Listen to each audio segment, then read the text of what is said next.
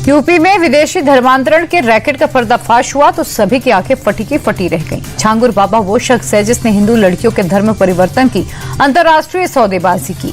अब इसी जिल्लात को सीएम योगी ने प्रशासन ने सबक सिखाया, उसके करोड़ों के महल को मिट्टी में मिला दिया और इस पर सीएम योगी ने कहा कि हमारी बहन बेटियों पर आग डालने वालों को बख्शा नहीं जाएगा।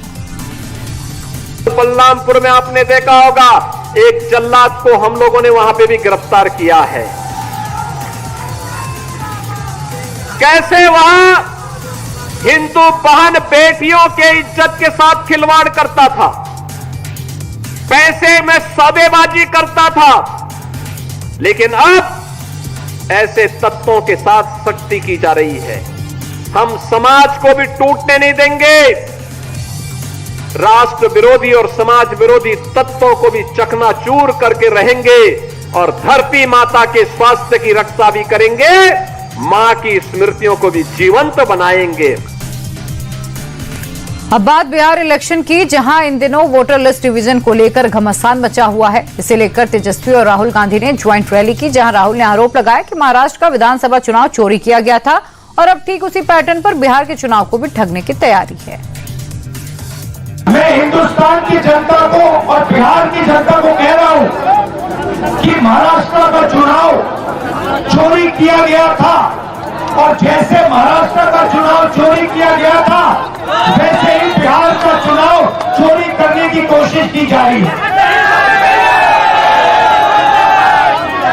देखिए, उन्हें पता लग गया कि हमने महाराष्ट्र मॉडल समझ लिया है, इसीलिए वो हम नया बिहार मॉडल लाए। तेजस्वी ने चुनाव आयोग को निशाने पर लिया, लेकिन इशारा बीजेपी की तरफ था। तेजस्वी ने कहा कि वोटर लिस्ट डिवीजन के नाम पर बिहार के लोगों का हक छीना जा रहा है। चुनाव आयोग ने अपना किरदार बदलकर गोदी आयोग कर लिया है, जो सिर्फ बीजेपी के इशारों पर ही काम करता है।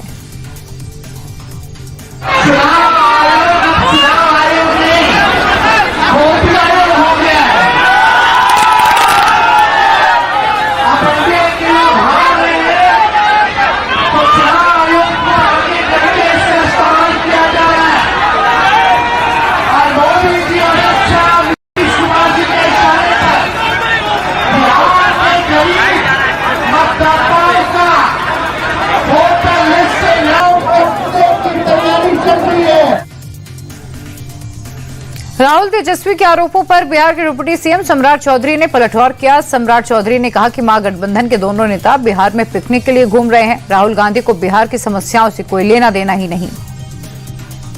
वो पिकनिक मनाने आए थे, बिहार की समस्या से उनको कोई लेना देना नहीं, बिहार के विकास के लिए कोई योगदान नहीं। अगली खबर महाराष्ट्र से, जहां शिंदे गुट के विधायक संजय गायकवाड़ का एक वीडियो तेजी से वायरल हो रहा है। वीडियो में संजय सरकारी कैंटीन में एक शख्स के साथ मारपीट करते दिखे। जब मीडिया ने सवाल पूछा तो उन्होंने इससे इंकार नहीं किया, बल्कि ये तक कह दिया कि अगर अगली बार कैंटीन में फिर से खराब खाना मिला तो अंजाम ऐसा ही होगा।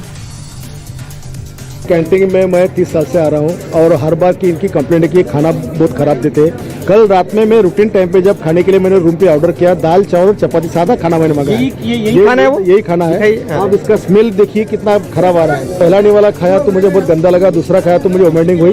सो मैं वही परिस्थिति में मैं नीचे गया कैंटीन के अंदर। अगर ये आमदार को ऐसा खाना खिलाते हैं और 4 बार समझाने के बाद, तो ये कैंटीन में तो महाराष्ट्र के लाखों लोग सालाना आते हैं। तो एक ही कंट्राक्टदार को 30 साल से कंट्रैक्ट क्यों दिया जा रहा है? आप लोगों को क्या मारना चाहते हो क्या? मैं किसकी परवाह नहीं करता। मैं हाथ जोड़ के समझाने के बाद में सारी भाषाओं समझ कर कोई मानता नहीं है, तो सूचना स्टाइल हमारी यही है। तो फिर अगली अगर वापस खाना इस तरह से वापस मिला तो फिर यही विषय दोहराया जाएगा, फिर यही हल हो जाएगी। संजय गायकवाड़ के बयान पर कांग्रेस भड़क गई। नाना पटोले ने कहा कि सत्ता पक्ष के विधायक ने एक गरीब आदमी पर हाथ उठाया, उनके हाव भाव में सत्ता की मस्ती दिख रही है। नाना पटोले ने कहा कि फडणवीस सिर्फ बातें करके इतने गंभीर मामले से बच नहीं सकते। संजय गायकवाड़ ने कानून तोड़ा है, फडणवीस को उन पर एक्शन लेना चाहिए। देखो, कानून किसी को हाथ लेने का अधिकार नहीं है, कानून सबके लिए समान होता है। लेकिन जिस तरह से सरकार की जो मस्ती है उनके विधायकों में भी नजर आती है।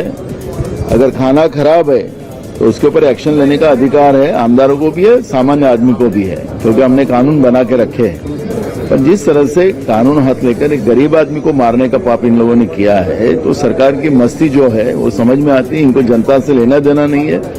इनको जो बहुमत मिला है वो बेईमानी से मिला है और इनको अब जनता का कोई लेना देना नहीं। इस तरह का व्यवहार इन लोग कर रहे हैं।